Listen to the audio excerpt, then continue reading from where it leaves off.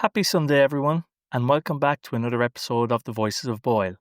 In this episode, I sit down with Joe Ryan, a man whose story winds from the bustling streets of London's East End to the heart of Boyle, with plenty of laughs, chaos, and a few pub tales thrown in along the way. Joe shares how a simple coin toss sealed the deal for himself and Barry Simon to take over Mattimoe's pub, and how he and his wife Grania then went on to build a thriving business in the wedding industry. So pour yourself a coffee, settle in, and I hope you enjoy episode number 75.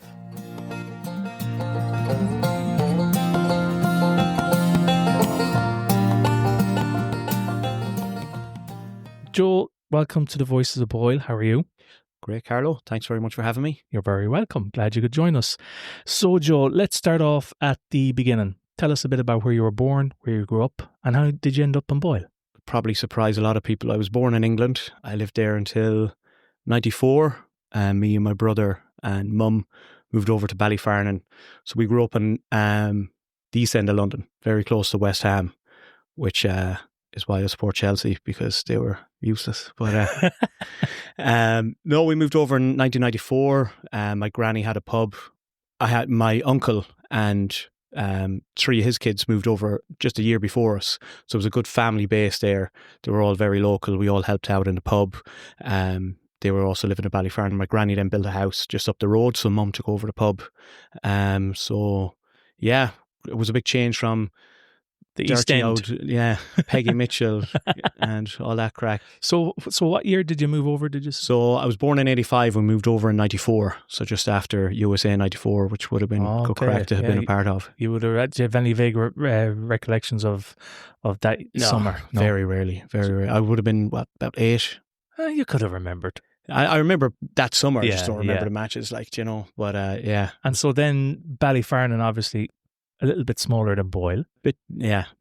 What was life like back then? I was thinking about that coming up here, and it was just our childhood was brilliant. Do you know that we had a great group of friends? There were 6 of us in 6th class. Really, really good crack. We could do what we wanted, within reason. We could go off and we were making huts in fields half a mile away, and we had huts in the football pitch next to the school up the mountain. Like, it was, really good. Yeah, rolling around in the mud. Yeah, and getting caught in mud and shite and everything. I remember as well, just from back in my day as well, like Halloween was a big deal. Yeah. Here in town we'd be, making up the penny bangers for weeks prior to that, and that all that's gone now, which is kind of sad in a way. But so life in Ballyfarnon, it was good back in those days. It was brilliant, yeah. So we went from making huts to drinking naggins and all that crack from about if my mother's listening, when we were about 21, but realistically when we were about 15 or 16. So that's when we started, you're going to teenage discos and all that, and we had the pub, and I'd borrow a slab of Bulmers and be selling the cans on the bus. Ah, right. A little entrepreneurship going around. And just probably forget to put the money back in the till. It's probably why we ended up having to close the pub. But so great memories. Yeah. And then you went to national school in Ballyfarnon, or in Ballyfarnon, yeah. So there were 6 of us in 6th class, 3 boys and 3 girls, and we all got on really well. And the class below us, we were all kind of the same. Kevin Healy and Alan Gaffney, Breffney Lavin, Hannah Morrison. She was in Florence's year then at school, and Roisin McTiernan as well. But yeah, we had a great relationship, great upbringing. It was really, really good. And if my girls could have that growing up, it'd be great, minus the drinking, obviously. So then obviously you went to St. Mary's, or was it the Abbey? Started in St. Mary's in 1998. So was it still St. Mary's then? It was still St. Mary's. It changed. We weren't 98, 99. I think it was 2003. It changed into Abbey Community College. So I suppose before I got to Boyle, my introduction to Boyle before I went to school, my introduction to Boyle, my parents separated, and there was a volunteer kind of it was like a class on a Saturday morning for parents, or for children whose parents had broken up, or if maybe if the parents had passed away. So it was kind of like a resource for us to go in and, just it was good, you know, good That was in fun the memories. family life. Family Life Centre, yeah. Okay, yeah, okay. And so then that was your introduction into Boyle, and then Yeah. you went to school. Went to school in Boyle, started school in Boyle in September 98. Walked in the door and the first thing I said was, I never done Irish in national school. I don't want to do it here. So this is sound, even though I had done. So I got out of that for 6 years in secondary school. Sure, that's right. Yeah, you wouldn't have had to do it from being in England. Well, I was doing it at national school, but I just told them I didn't. Okay, right. Okay, nice. Yeah. Well, back in, you see, St. Mary's, as I say, I went to St. Mary's too. And you could get away with a lot of stuff in St. Mary's. But when that changed, the whole structure of everything, it was like, no, you're not getting away with any of that stuff. Yeah. So is there any stories that you could regale us with from the St. Mary's days? Like, there was some crazy ones in my day anyway. Yeah, it was just like, looking back now, like, I wish it, you know, you'd often hear they're the best days of your life, and I do wish I could go back, and then I'd be thinking, you know, I might knuckle down a bit harder in class and learn a bit more, and then I'd be like, no, we had the best crack, you know. Yeah. There was, a lot of it was, you definitely wouldn't get away with it now, and I wouldn't like to be saying it, and like, you'd meet some of the teachers now and you'd be guilty, like thinking, fuck, I made this fella's life hell, do you know? I know, yeah. But it was good, you know. I'm still amazed when I meet people and, you know, listen to Brian Battles last week and how well he's done, and you'd meet other lads and you'd be thinking, like, how did you get any education in that class? Because, like, I couldn't, like, learn a thing. And that wasn't the teachers, that was just me. Colin Degnan, Barry Crine, Brian Battles and yourself were all in the same year. Yeah. And Dean Taylor. And Dean. Yeah, so me, Brian and Barry had done transition year. So we started with Dean, but we finished with Colin, if you get me. Colin didn't do transition year. So it was 5E from the same class. You've all been on the Voices. And all self-employed. Yes, that's true as well. Yeah, I was thinking of that, yeah. So after college then, didn't you, if I remember correctly, you worked in MBNA in Carrick? Yeah, that's right, yeah. Okay. I still do. All right, okay. Did that not relocate or something? No, we're still there. Is it? We're still there. We have an office in Carrick and an office in Dublin. So it downsized. So it used to be like 1,100 people working there when I started. Right, yeah. July 2005. Over the years, it downgraded. 2013, I was working the Irish side of business. So there was a UK side and an Irish side. I was working on the Irish side. The UK side closed down. And I'd say that's probably what you're thinking about, because MBNA at that time was closed, and then we changed the Irish side name to Avant Money, or Avant Card at the time. So we're still there, but there was about, I think it got down to about 160 people working there. When did you start in MBNA? July 2005. Be 20 years this year. Wow, yeah, because I remember I went to do you remember them corn boil? Yeah. I went to one of them. I just thought that was amazing. Yeah. Like, that day that those corn boil sessions, like the Carrick was taken over by MBNA staff and plus ones and all this sort of stuff. So it was an amazing. I just thought this was fantastic. Yeah, so I got to one of them. It was a huge thing. So that the GA pitch next to the school in Carrick was just a marquee the size of the football pitch, and within that there was like chocolate fountains when chocolate fountains weren't a thing, and there was a free bar, and there was music playing, and there was games, and there was giveaways, and real Americanized. Yeah. But then you went, like, that finished at 6:00, and I suppose the American way they would have went home, whereas in Carrick everybody just went in. It was Havana at the time, and just, it was like a bank holiday Saturday night. Like, it was just throngs of people in the street. It was huge for Carrick, really. When MBNA came, that kind of just completely changed. That and the Landmark, I always think, were the two big kind of around the same time. Yeah. And so what was culture and the environment like working in MBNA back in those days? It was brilliant. Like, whatever you put in, you get out. So when I started, like, I was 19, I think. I started there. I actually started there to make money to move to America, to save up a few pounds to move to America and work over there, but obviously that never happened. And started there 2005, and then that was around the same time that, you know, you'd be going out regularly with your friends and everything like that. So we were just living for the weekend. It was like there was no heat on work. Work was there. Work was a distraction. You were just going out having the crack with your friends on a Saturday and a Sunday, going into work on a Monday, and if you put in minimum effort, you get minimum out. You know, the bonuses there were brilliant and money was great. And if you didn't want to do anything, if you'd done the bare minimum to get away with it, you know, you were grand. And then, did you ever face any challenges from working, like, in your role in MBNA? Was there any was it an easygoing environment? A lot of people used to like it back then, a lot of people used to, you know, it was completely split opinions, like, oh, I couldn't work there, or, you know, but like it's completely changed now. You know, everybody back then, as I said, 1,100 people working there, probably about 800 to 900 were working on the phone. So like it was, you know, if you're hammering calls, you're incentivized to work these, well, not incentivized, it's your job to work these calls and get through as so many an hour.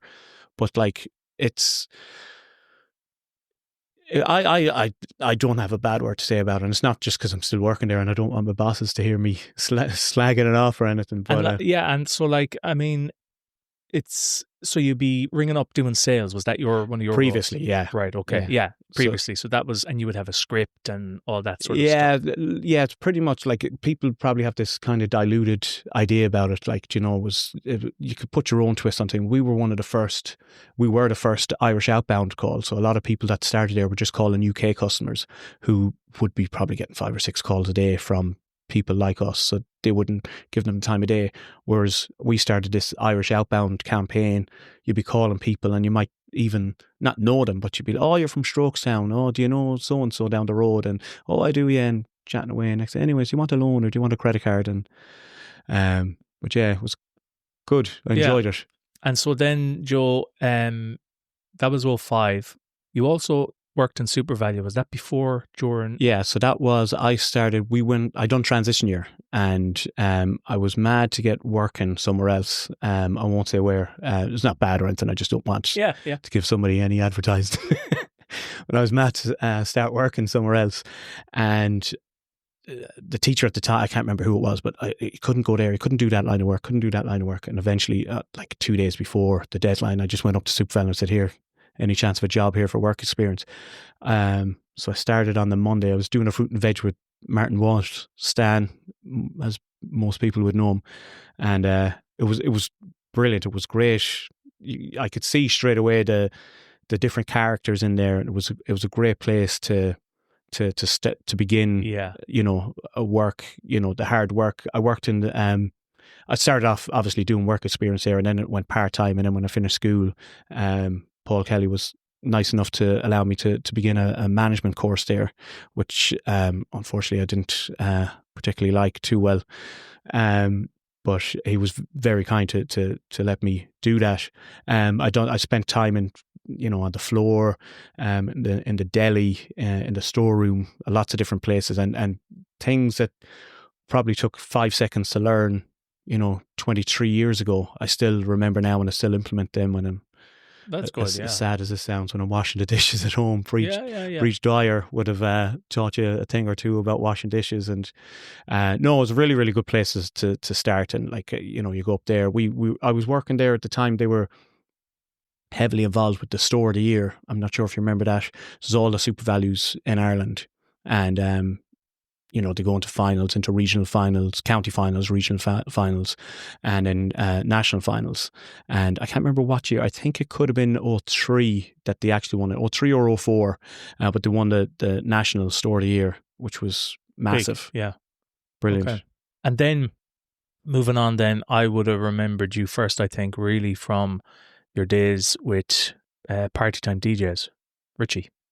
So maybe tell us, like, how did you even get involved? Like, how were you always interested in DJing, or how did that come about? I got involved, and again, people might find it strange. I was talking shite one night in the pub to Richie after he was DJing, and I was saying, "Oh, I'd love to be a DJ. You know, it'd be great. I'd be really good at it." Never had given it any thought whatsoever previous to that conversation, and then that was Christmas 2005. And then January, he said, "Oh, I might have something for you in February." And I was like, "What do you mean?" And he says, "DJ gig." And I was like, "All right, yeah, sound." So we'll go at that. So I started in the Anchorage in February 2006. and it was fair play to Richie and Stan as well. That started off with, showing you how to mix and talk on the mic, and I really enjoyed it. Was it something that came natural to you, do you think? Did you enjoy it as well? Oh, I loved it, yeah, I loved it most of the time. Sometimes I remember doing karaoke in Mohill on a Sunday evening, and there was like 2 people there, and obviously I wasn't singing because there would have been far less there, but it was great. You go into a place, and I we'd done Rag Week in Sligo. We had Richie had residencies there, so we of fed off the residencies. I remember Stan being down there in the brewery a lot. Yeah, so I would have done O'Neill's up the town when Richie had moved from the brewery to the Leitrim bar, and just Rag Weeks were just unreal. Like there was a serious gang of us. I know that you would call most of them on some of the other lads' podcasts before the Super Sundays, but I'm going to get into that definitely, because that's such a talking point. So Joe, tell us a bit about those Super Sunday sessions, because they're legendary from the stories Dean has told us, Colm Degnan, and as you know, loads of other people have their version of it. I always remember hearing about these Sunday sessions, and I always remember seeing like a gang of you, 20, 30 of you with blue t-shirts, I think. Yeah, there was blue and black ones. Yeah, right. Yeah. And I was like, well, what? But you made, whatever day you went out, Sunday obviously, but you made the town up, whatever pub got you, and I know you used to rock around in them. But how did it come about? What was your version of it? I jumped on the bandwagon. I got on after about a year of the lads doing it, because I'd usually be working it was always on a bank holiday Sunday, but I'd usually be working, I'd usually be DJing, and then after a while I would have been chatting to Barry Simon, I would have been chatting to Davy Conroy, and these lads would be going on about the crack, Davy rolling down to town on the toilet and all of this crack, and I was like, I must get in on that. And I'd say it was probably 2007 I got in on it, and it was just I know if they had landed into Mattimoe's when I had it, I would have ran them, because they were just, it was mayhem. Yeah, but at the heart of it, if anything was broken, it would have been paid for, or if anything went wrong, if there was a great atmosphere within it. If somebody said something to somebody, there was never any rows or anything like that. There was no harm in anything that was done. It was just lads having a crack and having a few drinks and going around the town and just acting the bollocks. And yeah, Dean's story was funny. What he said on his podcast was that you were in the Mylarg, and then you were going downtown, maybe to the well or something, but the door of the Lurg was taken off the hinges and you were carrying it downtown. Yeah, no, I think it was brought out to Sean Purcell's house. I think it was the night of his 21st, because I was DJing that night, and I just remember looking down and thinking, he had a marquee at the house, and I remember just thinking, why is there a door in the middle of the marquee? Like, what's the story there? And then I realised it was taken from the Mylarg. And did you always stay in Boyle, like as the group, or did you ever belt away some other town? Oh, like we would have always, there was a period probably from about 2006 to about 2009, for about 3 years until about 2009, where we head down to Sligo to the brewery or to the Leitrim, and you wouldn't get all of us. There was no WhatsApp group or anything like that, or just a couple of texts. Actually, I used to text Darren Roddy. Remember the spell check on your phone, the old touch phones. Yes. So if you type in pints, it used to come up as shots. So instead of just correcting it after a while, we just used to text each other on a Sunday and just say shots ? And meet you in Regan's in 20 minutes after mass. But and that's kind of how it started as well. Like and back in those days there was like probably 18, 20 pubs maybe. I don't think there would have been that many. Was there not? No, I wouldn't like to think now because it'll take me too long to count, but there wouldn't, Jesus. Maybe there would have been at least 12, because we often done the 12 pubs, but I wouldn't stretch to 20, I don't think. Okay, maybe not, yeah. But then you had Tapsters, remember Tapsters and Melanges? Yeah, of course. I used to love that place. I absolutely love it. I just thought it was such, because obviously you had the Cleo's aspect of it, and it was just, it was just like an extension for your house, nearly. Well, it was. My bedroom was right next door to it back in those days.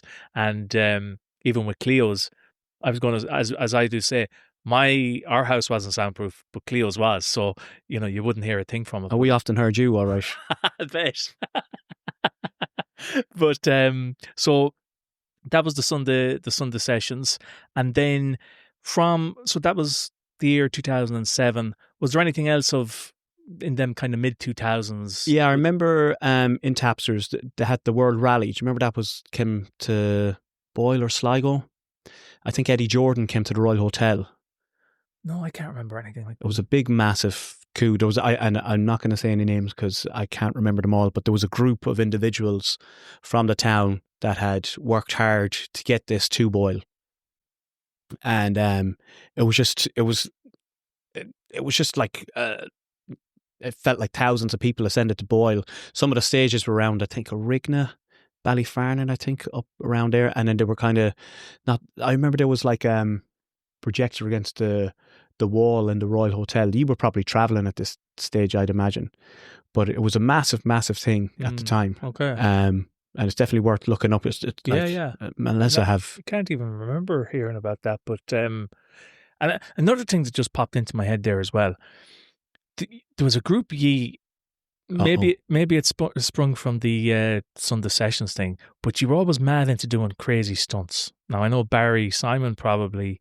Yeah. I've always heard his name but you were in the mix as well with like doing these crazy stunts like human pyramids and jumping. Yeah. Like those were nuts. Yeah, there was a few. It was just around the time that Facebook and Bebo were coming up. Oh, Bebo, yeah. So yeah, there was a couple of videos rescued from Bebo, but like it was as Colin Degnan said on his one, it was around the same time as Jackass. And sure, these are the bucks that we grew up with. So we thought nothing of it, of literally breaking pint glasses over each other's heads and laughing, which again wouldn't have happened in Mattimoe's if I had it. Is there any one of those that stand out that you can repeat, of course?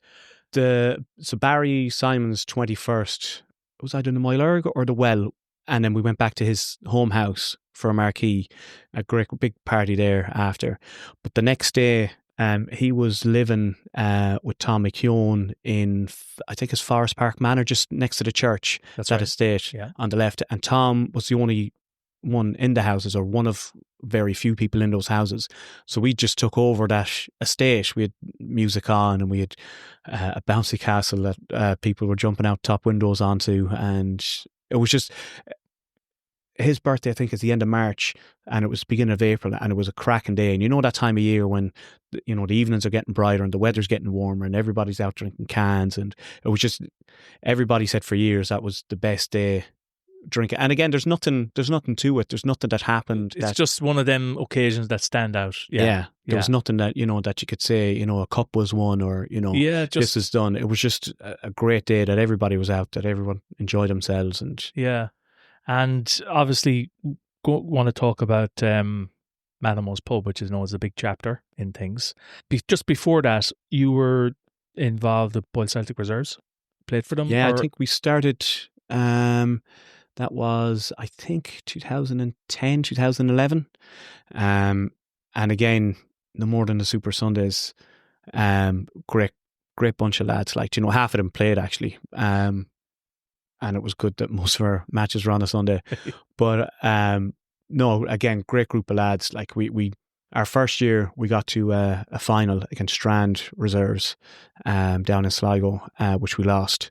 But there was a core group of lads there, some brilliant players. Like our first year, I think we had, I try to remember now, Chris Casey was in goals, Jake McCran, Colin Rush, Mick Birmingham, Martin Mullen, Tom Conroy, and then in midfield you had Adam Daly, Ramey Mahan, Gary Goldrick, Shane Battles, Paul O'Reilly, Colm Sheeran. You're going to leave someone out now, I'm going to leave someone out, so apologies. I can't forget Dermot Beggan and Mark McGovern up front. But yeah, no, and apologies if I have left somebody out there. But great gang of you. Great gang. Kevin Mullen was managing us, and then who took over from him? Bobby Duffy, I think, and then I can't remember where it went from there. But really, really, really great times, like, some shy times as well when you're heading away to Cliffany away on a Sunday afternoon and you get hammered up there and the wind is blowing and you're getting Cliffany, trampled on by these 7-foot surfers, like, you know. But no, really great memories of Boyle. Something like a regret I would have is that we didn't win a trophy together, and it's not just for the, you know, the celebrations after or anything like that, but just as a group of lads, I think we deserve to win something at one stage. But yeah, great memories of Boyle Celtic, and still involved now. Which I started training the academy, the under sixes.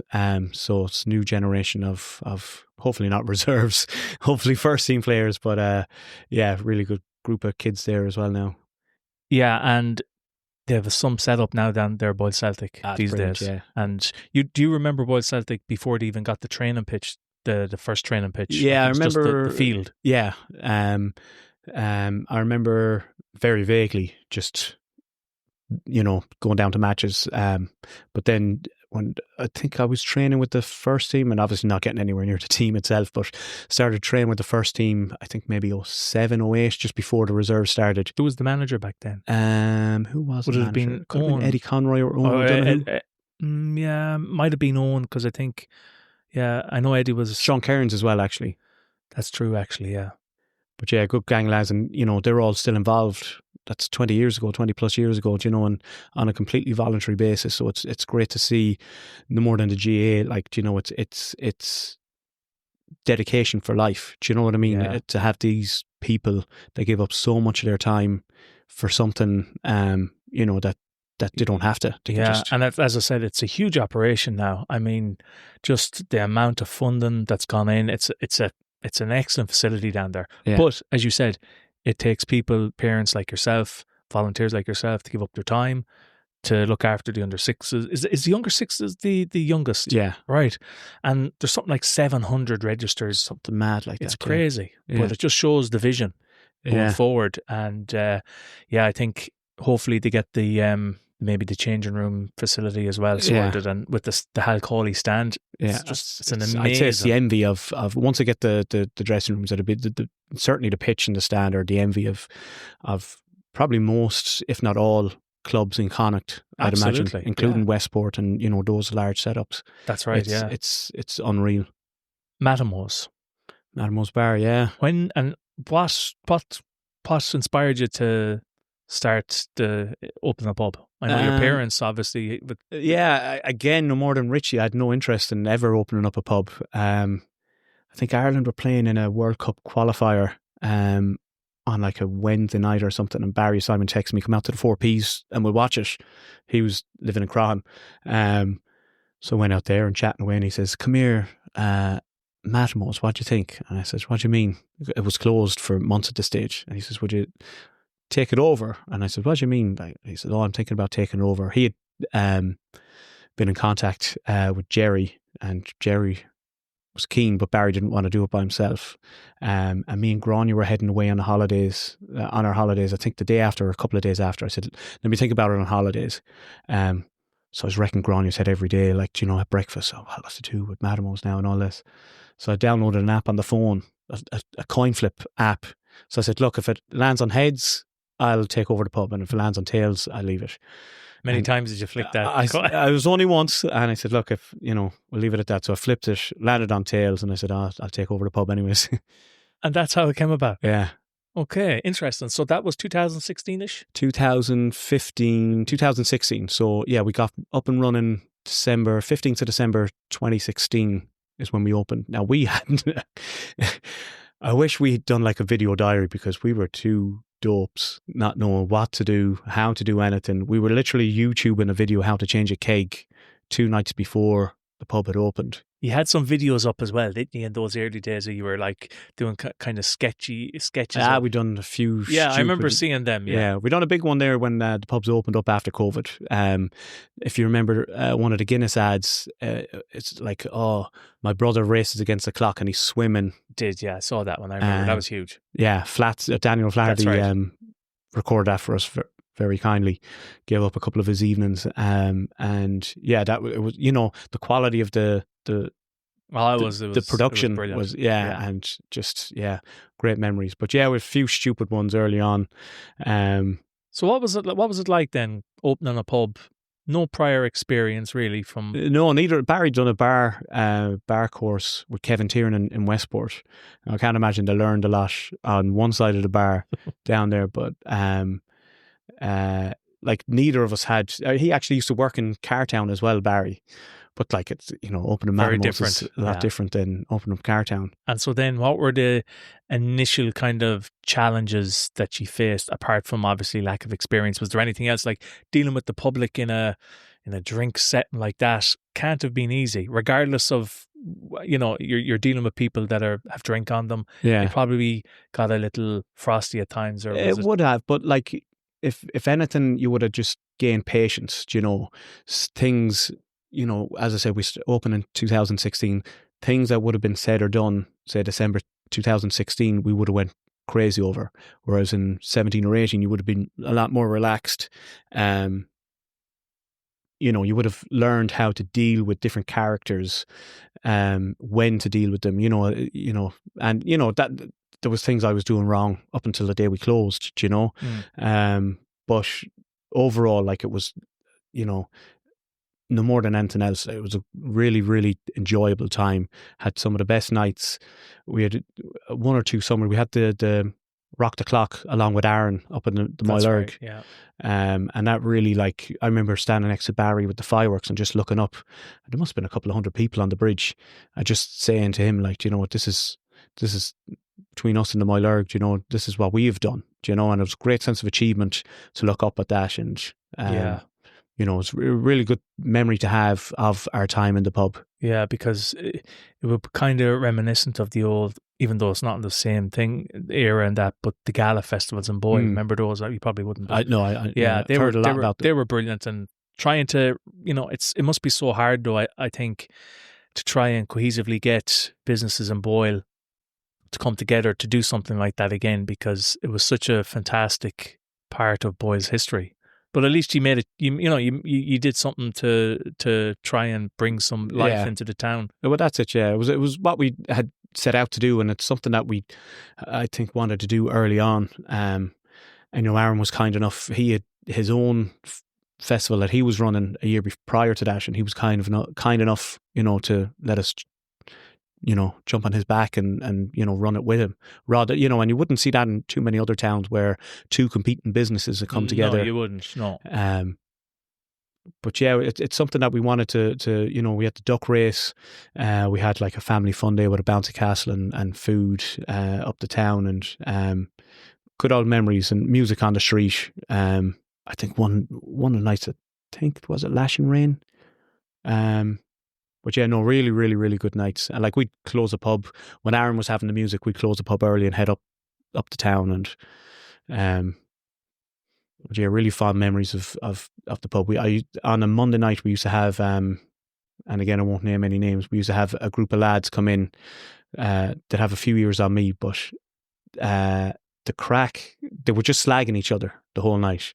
And like I'd be doing a rota and I'd be like, oh, I'm working Sunday night, but I really want to work Monday night as well, but I'd be wrecked then Tuesday, but I'll do it anyways, because the crack was, you'd be getting to bed at 2:00 in the morning, up for 8, for the day job. That's right. That's another thing as well, juggling a full-time day job and then trying to, but were you open 7 days a week? Yeah, you are. Yeah, only up until I think the last 3 or 4 months. Okay, I'd close it then because Barry had left at that stage, and I tried it for a couple of weeks and it was just impossible to I'd say so. Keep everything going. Trying to juggle it's a big commitment, and so then obviously 2020 comes along, the dreaded COVID.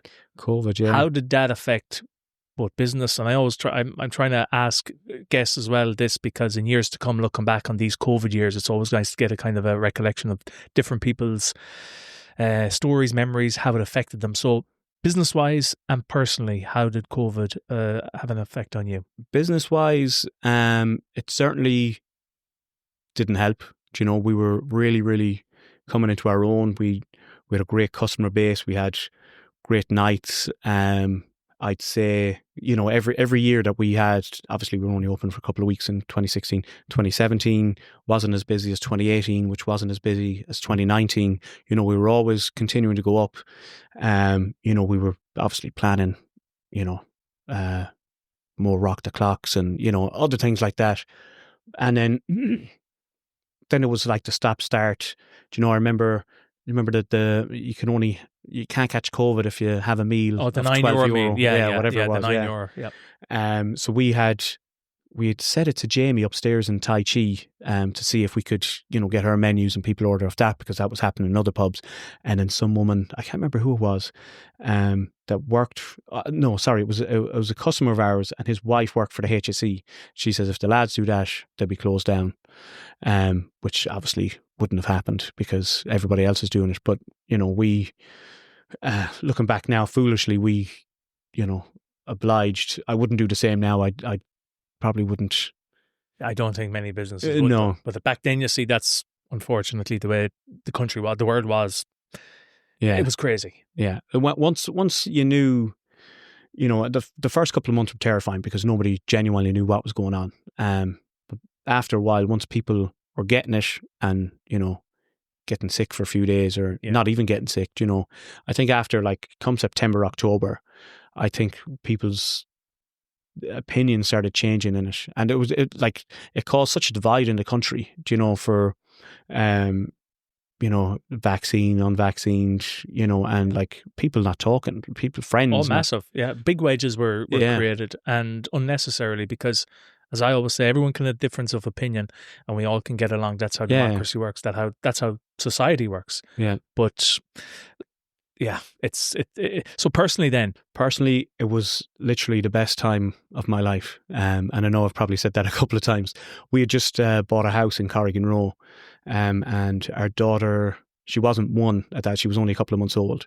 So I was working obviously lots of hours. So to go from that, and that summer it was a savage summer. The sun was out every day. 2020, yeah. Yes, it was immaculate. It was, and we were just, sitting in the house that we just bought, sitting in the garden, our little girl playing, and I was working from home in Avant Money, as it's known now, MBNA, but to still have that when I thought I'd not never have it, but I find it hard to have these moments, and to have that every day. It was, it was. A lot of people did say that COVID was great for them in that aspect, that they could have more family time, more kind of time with their wife, partner, whatever. And then I hear stories from other people that could work from home, but they actually couldn't, if you know what I mean. It just, they couldn't get into the groove of working from home, whatever, maybe just kind of the mental side of separation. Things. You do. Yeah, absolutely. Or some people do. And it doesn't work for everyone. But they were forced into that because of COVID. So, but that's great. I mean, it worked out for you, and you got a lot of quality time. That a lot of people throughout their whole life mightn't get kind of condensed time like that. So I can understand from that aspect of yours. And the knock-on effect of that is I'm still working at home 3 days a week, and obviously, I have another business now, but it doesn't take up half as much time as the pub would have. So you're not running and racing. And even when you weren't running and racing, I was knackered half the time. You know what I mean? After working the night before, you might be working 2 nights in a row, then you still have to go in and maybe check the stock or something like that. And look, I don't feel sorry for myself or anything like that. We made, a great go of it, and we really enjoyed it. But, it still had an effect that you couldn't ever not leave the phone down in case you're needed, Yeah, of course. It was 2022. Was it New Year's Day? Or was it New Year's Day? New Year's Eve 2022, coming into 2023. That you shut the doors. Yeah, so Barry and his wife Nikki were expecting their fourth child. Our lease was coming up, and Jerry and Alice put the pub on the market. So there was a bit of uncertainty. I think it was around... We got married in June 22. It was around that, maybe shortly after, maybe July or August. And Barry said that he's not going to do it anymore. And I said, I'll give it another go, or keep at it. And so Barry stayed on until September. So from September till December, it was me and the lads that were along with me. And great bunch of lads, by the way. We had a couple of... And the lads he'd bring on the beer. Do you know what I mean? Really, really good bunch of lads. Very dependable. But at the same time, when Barry had left, as I said, I stayed on for another couple of months, but it was just, we were expecting another, Gráinne got pregnant then, expecting another child, and it was just like coming up to Christmas. So no, have to pull out here. And do you think, was it like... Probably the wrong choice of words there, but... Was it the case of that it was a slow burner, like it was coming towards the end of its natural cycle, which he... Yeah, I think so. Like everything just seemed to go wrong. Well, not everything, like we still had some great nights, but it was just like, it was just, I wouldn't say it come to a natural cycle. We were still doing well coming out of COVID. I don't think anywhere was doing as well as they were pre-COVID. No. But it was just... Yeah, I'd say if I'd stayed on a lot longer, if I stayed on any longer, I probably would have got burnt out or just would have lost the love of it, And obviously every town has its characters. Yeah.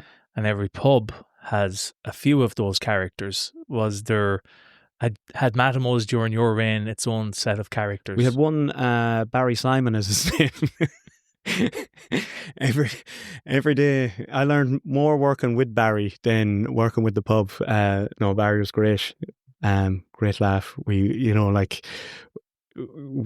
best friends working together, and like two fucking idiots not knowing what they were at from their arse from an elbow, but we got through. But characters outside the pub, I don't really want to, go through. Seamus Young would come in a good bit, come in for a cup of tea or come in for or coffee actually, or a 7-Up.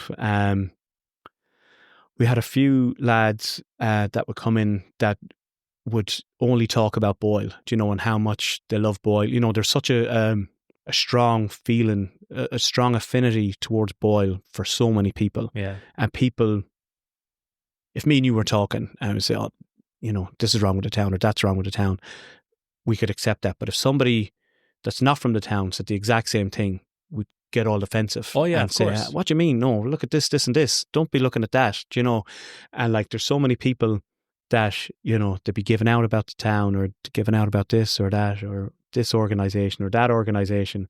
And at the end of it, like, they'd do anything for the town, Yeah, yeah. It was a great eye-opener to see so many people, when you're chatting to them every day, and you might be chatting to the same people a few times a week, and then you're chatting to different people, and there was, Boyle is a great place, and it has great people in it. Yeah, and it's I can't imagine anywhere else that has an array of lovely lunatics like Boyle does. A diverse. There's a lot of different characters in the town. Yeah. That's what makes every town, I suppose. It's their characters. Yeah. So then, obviously, you were the last proprietors of Mattimoe's. Mm-hmm. Probably will be the last, depending. Yeah. Yeah, it's that might have its own kind of curtain coming down as well. Massive history in the town Mattimoe's, the pub itself. Yeah. So I suppose it's just nice to be able to have been a part of that history then on your behalf, and yourself and Barry to have had it in its glory, to experience it. Like that group of lads that I mentioned there on the Monday night, they would have known Boyle for years and years, and they used to talk about pubs, Andy Carroll's, or they used to talk about the Hideaway, or they used to talk about the Rockin' 'em Arms, which are closed for years. And I just hope that in years to come, Mattimoe's will be talked about as fondly as those pubs were. Sure. By these guys. Yeah. I'm sure they will. Yeah. It's and it's sad in a way that we're down to 6 pubs, 5 for a while, and now with Winds opening back up. Yeah. Again, it's just part of everywhere, every town in Ireland has been affected by this. I definitely think the COVID era would have taken a couple of hits on pubs. Yeah. And I think it's just hard. Like, I look at me in Gráinne, it's hard. Years ago, it would be grand when you've, nothing to worry about. Now we have to get a babysitter. Now we have to not ring a taxi. We have to organise a taxi to bring us home, because you can't be relying on a taxi. You can't be waiting outside at 2:00 waiting for a taxi to come. You have to have one organised, and it's not like it used to be. Like I remember Matt Smith had the bus. That's right. And like, I think it was an 18-seater. Yeah. He had 3 football teams on it one day, I think. There was, it was great crack, mayhem. All the buses parked up at the clock there. Yeah. You didn't have to, as you said, you didn't have to worry about pre-arranging a taxi. John Finn had an office in town. Do you remember that? There was the actual, the Hackney. Yeah. Right there beside Creighton's. Yeah. Like that a lot of people, well, they do remember it, but you'd forget about it very quickly. Yeah, it was a room with a phone. Where are you going? And then they'd ring. And there was if you think about it now, there was loads of business. Yeah, like town was crawling. That's how much taxis were. Like he was doing that well. He needed an office, like a taxi driver, Danny DeVito. Do you remember that? Yeah. I think Smiley worked there. I think he could have worked there. Probably not for long, because I think I need to get to Carrick. Oh yeah, we'll send you there, and then they'll end up in Waterford or something like that. They were great times though, them days. Ah, yeah. The mid 2000s really were for I suppose our generation, that was the kind of the glory days. Yeah. But I know things change. It can be. So just before we get on to your next business venture, your current one, the Luxury Wedding Supplies, everyone has like different opinions of Boyle, the good, the bad, and the ugly, right? And every town has that. So maybe we'll leave out the ugly bit, but the good and the bad, in your perspective, over your time here in Boyle, positives and potential negatives. Because you know what? We should talk about both of them, because every town has them. No town is perfect. What, in your view, then, Joe, would be kind of the positives? I think it's the same thing. I think Boyle, if I'm talking to people, like obviously I'm working in Carrick for 20 years, I'd be talking to people from Longford, from Sligo, from Cavan, and they all, not all, but a lot of people have this opinion of Boyle as being a rough town, and there could be nothing further from the truth. Like it's the same thing that they're worried about is the same thing that is the best thing about the town, is the people of the town. There's, you could walk into any pub or any shop or any barber shop or any, whatever, any business, and you could have great crack with whoever's there. You could walk down the street and you could spend 2 hours walking from King House to the Roscommon Herald and just talk to people. I've no doubt that you could do that. You could meet Christy Wynn on the street, you could meet whoever. But yet Boyle's, maybe not now, but traditionally, I had grown up, it would have been seen as like a rough town. That's mad. I would have never thought that. Now, again, I would have been biased living in the heart of the town during those days, but I never would have heard Boyle. Maybe, but I can't say I would have ever kind of resonated with you. Yeah, like was Boyle, but from an outsider, maybe outside of Boyle, you think. I suppose you had the Cleo days as well, where you had the Ballymoe, the Ballas, the Boyles. I think Gertchings. That's the reputation. That's right. I think that's. I think that's what it's from. Because it's not nothing that I have ever lived through or anything. Like it's not perfect. You'd often see a couple of rows, or we were lucky enough, not to have too many. We certainly didn't have none. There was a couple of rows once or twice, but hard to be an Irish pub without a row. Yeah, you could have that anywhere. Yeah. But yeah, like I genuinely think, the best thing about Boyle is the people like you and Florence, like giving up your time, to do these podcasts, just so that there's, as you said, a record of Boyle, things like that, that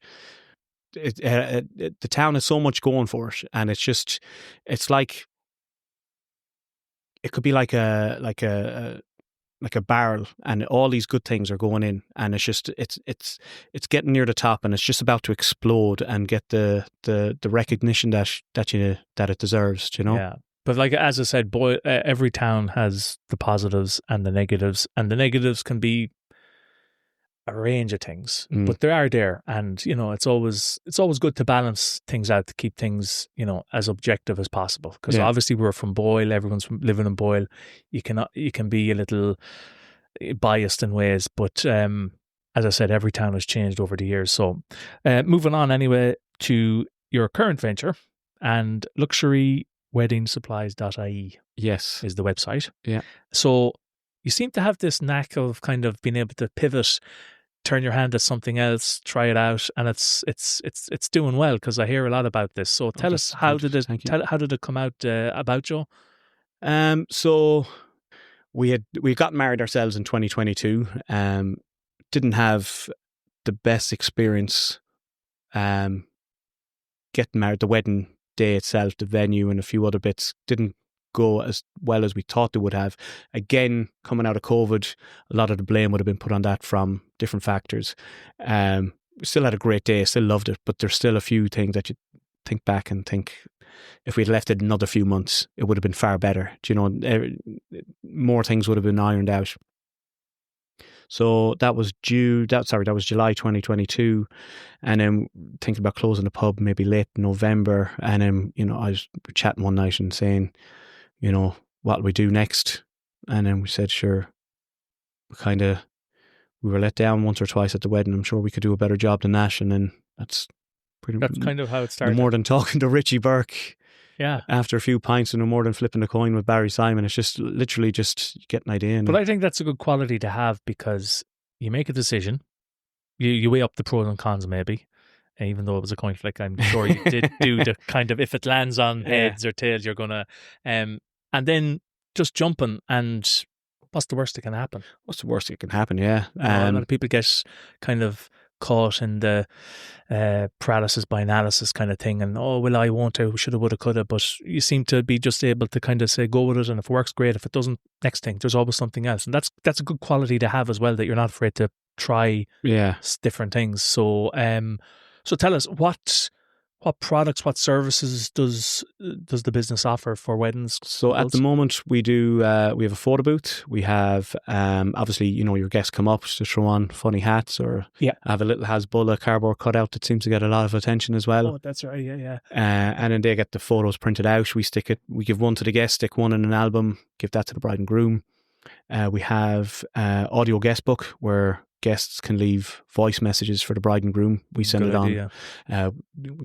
Just send it on after. We have a sweet cart, a couple of LED lights, you know, the big Mr. and Mrs. and a big, I'm not sure if you've seen the Love Heart up in the hall during the Boyle Arts Festival. It had like Stockton Wings, Boyle Arts Festival presents Stockton Wings or whoever's on that night. Okay. No. And, a post box, just for the wedding cards. Okay, and what locations or the areas do you cover? Is this nationwide? So, and what's the furthest you've gone to? I was only there last weekend, but we had gone, and that was for other reasons. Shout out to Owen Byrne and Lisa getting married in a few weeks. But we went to Killarney. I think one weekend I was in Kilkenny, Castlebar and Donegal in one weekend. So doing my bit for climate change. And what challenges would you kind of face? Like, I'm sure there's plenty of competition out there, is there? Competition is serious, yeah. Right. Now we're lucky enough. We're with a company. There's a couple of kind of wedding websites that promote, you know, you have your own profile on there that bride and grooms or couples can look them up. So there's a few of them. We're with arguably the biggest one in Ireland, WeddingOnline.ie. They have an annual award, so we've been nominated and we're finalists in Photo Booth of the Year and Newcomer of the Year. So hopefully we can come home with something, even if we don't come home with anything. You know, nice to get recognition. Nice to get the recognition, but there is competition, you know, and you know, we do wedding fairs and you talk to other lads that have the same business as us, and you couldn't meet nicer lads, you know, like if you're stuck for something or if they're stuck for something, if you need, you know, a night off, or if they could cover you, you know, it's friendly competition. And I think that's industry wide, say with bands, with singers, with venues, you know, like we talk to a lot of wedding coordinators, we talk to lots of venues, and, you know, a lot of people, the turnover staff would be, I wouldn't say quite high, but it'd be quite high enough that you'd have somebody that you'd meet in one venue and then you might meet them again in a few months down the road somewhere else, you know, because they're moving jobs, or it's the same role, but moving jobs, moving companies.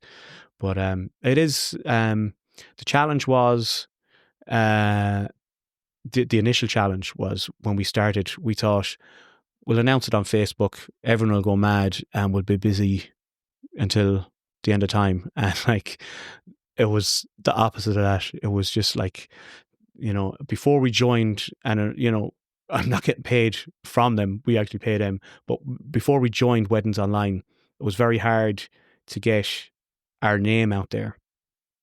And, nationally, it's well and good me putting something up on Facebook and asking people to like it or share it, and that might hit, a certain number of people.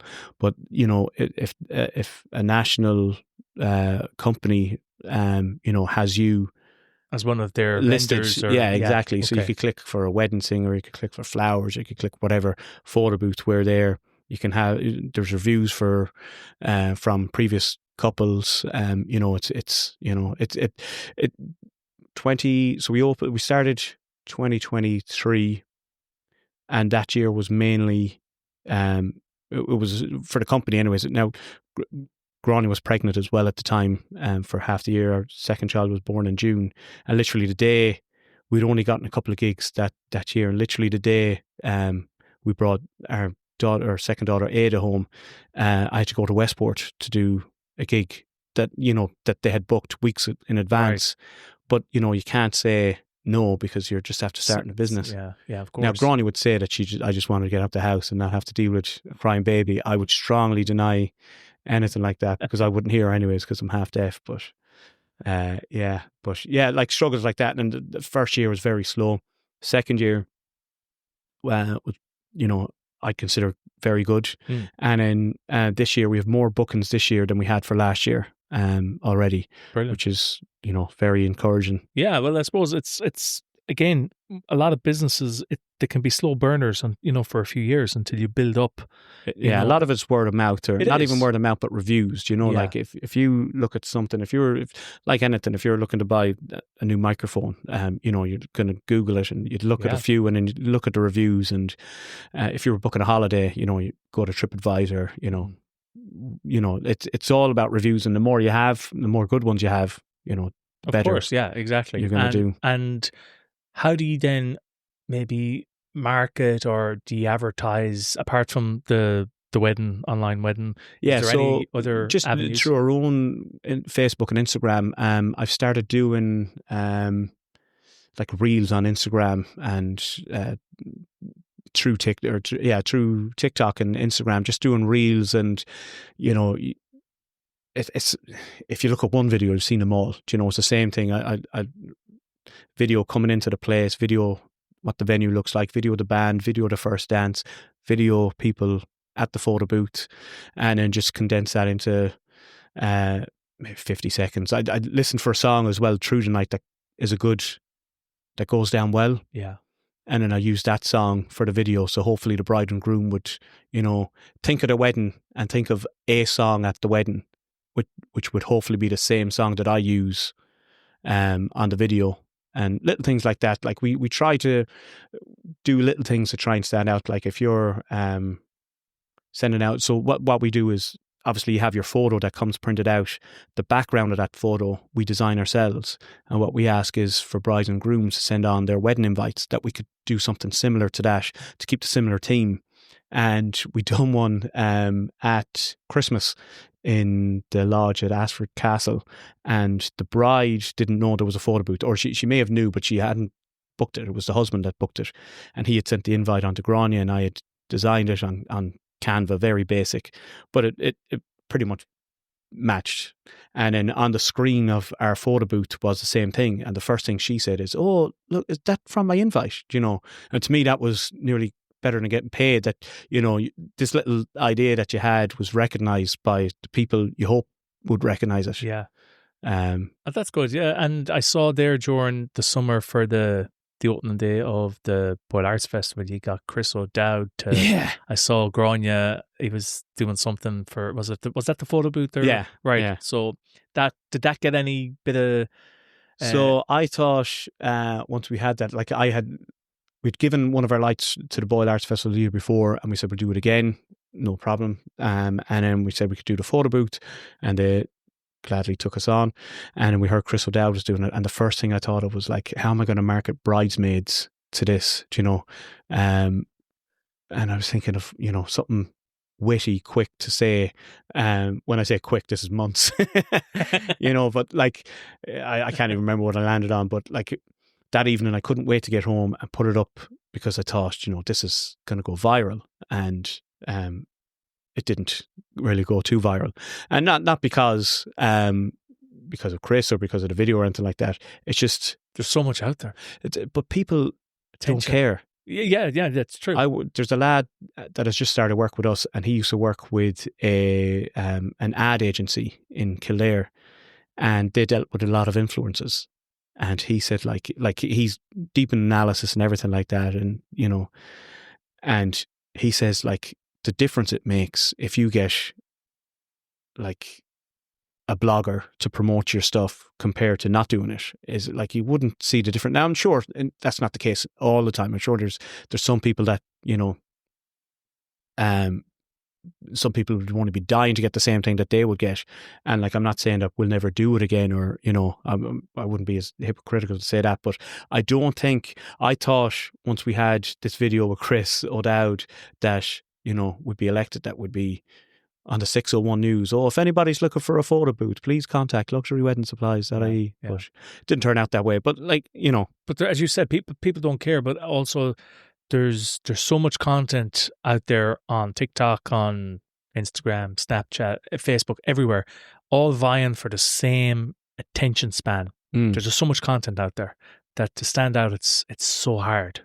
Yeah. Unless the algorithm itself of Facebook or Instagram, that they push that video themselves, that, you know, unless that happens, it's very, very difficult to stand out with something. Yeah, and it was interesting listening to Barry Cryan and Colin Begnan, you know, talking about that when they were on. Yeah. And it is something that we've thought about, but for our line of business, I don't think we would get out as much. I think our line of business is more, you and Florence are recently engaged and you get invited to Joe and Garner's wedding, and at Joe and Grania's wedding, there's this photo booth, and you go up and get your photo and you like it, so you book the same fella. Okay.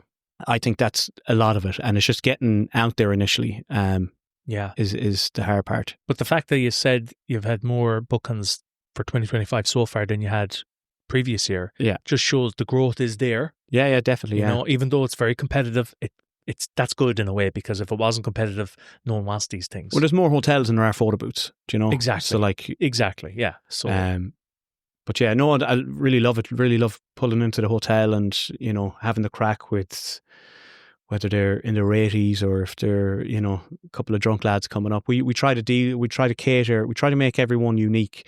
So like if, you know, for example, I know you and Florence, if you were coming, you know, I'd get something like a passport as your prop, or, you know. Yeah, you try and individualize it like so that. we talk to people, and we try and get their hobbies or their interests, and, you know, we buy county colours or club colours if they need, you know, and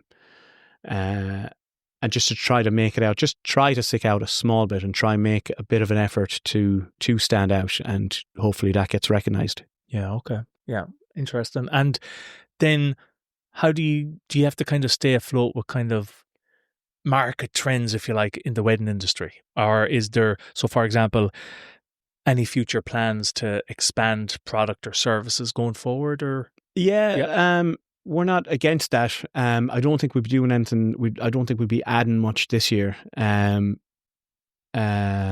There are a few things that we wouldn't mind doing that are new. I'm not sure if you've seen those 360 booths. Yeah, we did, yeah. They're huge. They're huge, yeah. But huge.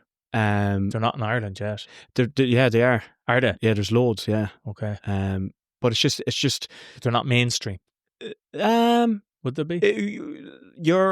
When I go on my own Instagram, it's a lot different than when I go on the wedding business Instagram. Okay, yeah. When you're looking at reels, it's completely different. Oh. You know, and you're looking at, you know, that 360 thing is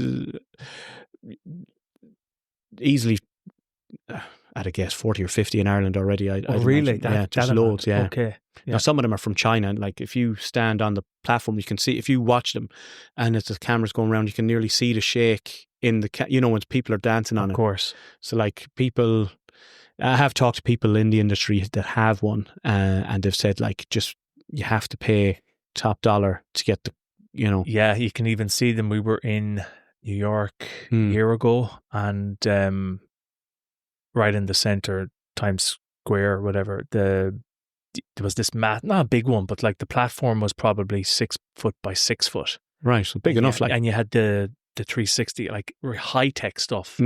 But it looked cool then when you see it. Yeah. Afterwards, you're going like, it just looks. Did you have to pay for that, or did people have to pay for that?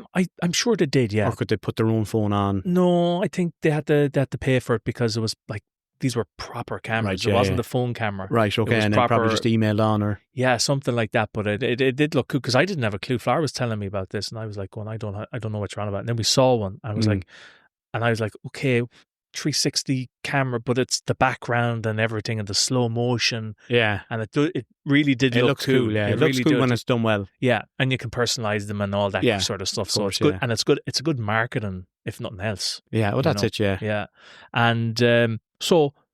Where can people find more information, or can they check your Facebook, your Instagram? Instagram, LuxuryWeddingSupplies.ie, Instagram, Facebook, our own website, or our profile on Weddings Online. It's great, and thanks very much for the plug. You're welcome. And before we wrap up, Joe, is there anything else you'd like to talk about or touch on that we haven't already chatted about? I don't think so. I think I've covered everything. Like, just to say once again, fair play to yourself and Florence for doing this, and it's great. Every couple of weeks, it's great to listen to something different because there's so many different varying stories, isn't there? And as I say, I was only saying to someone recently on an episode, while I think I'm being repetitive with my questions, like where were you born, where you grew up, and everybody's different. Every answer is different. Yeah. So I sometimes have to kind of take that on board and go like, I'm asking the same questions here, but there's only a certain amount of ways you can skin a cat, as they say, but it's the answers that come back that are so vastly different. The COVID question, for example, I try and ask that as often as I can if there's a place to stick it into, because everyone's experience is so different. Yeah. So, yeah. Just actually one other thing. I got hung out. Ty Griffin hung me out on his one. Oh. He said we left the Avengers and both of us couldn't speak. Can I just say, it was him. It was like somebody was after ripping out his vocal cords. He couldn't talk. And I was like, oh, will we go for something to eat? And it was like, so can I just say, I was grand. It was him that was speechless. You got it. I realize it's a movie, like that these people aren't dead. Tig, I'm sorry if you're listening. Sorry about that now. Sorry about that. I'm sure he's well used to it by now, Joe. Yeah. Well, actually, a quick story about him. He rang me one day at work, and because I work with Tig, I work, and Tig shows up. He rang me one day and he said, oh, I'm in bother here with the car. And I said, this could be a number of things. But it was a cold morning like it was this morning. He had left the fan on to clear the windscreen, but he hadn't turned the ignition on, so it just drained the battery. So he came in and I said, look, we'll sort it out after work. So I had texted Brendan McQuaid, who was down at the yard for Deer Park Transport with the lorries. And I said, you wouldn't start up a lorry there, would you?